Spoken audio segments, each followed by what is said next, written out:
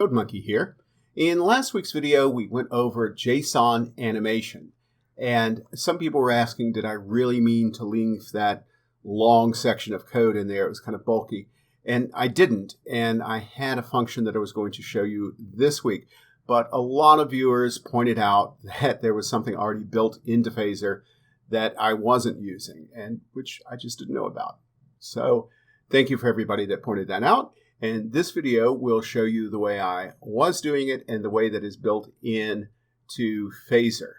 So let's get started. CodeMonkey, get up, get coffee. CodeMonkey, go to job. And here's the code in question. And this code does work. It is rather lengthy.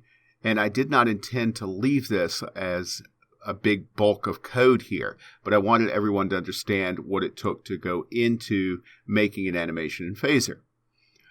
My solution was to make a function called makeAnim, pass in the key, pass in the frame name, put together a frame name string, fn, frame name plus I plus png, and then return that array and put it into the frame objects of the create statement.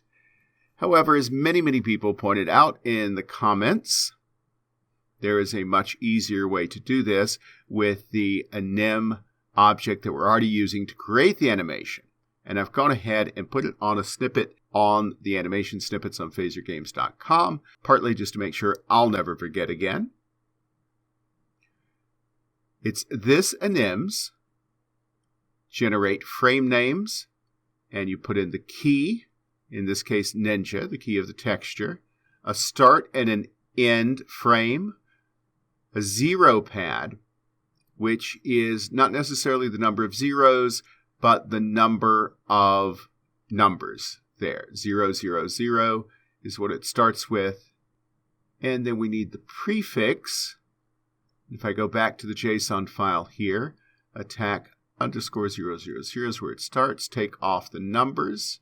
Leave the suffix png. Let's have a look at that. And I'll go ahead and then say ninja.play attack. There. And it works fine. And that is much cleaner code and a better way to do it. And thank you for everyone that pointed it out. And for everyone else, I hope this has been helpful to you. And thank you very much for watching.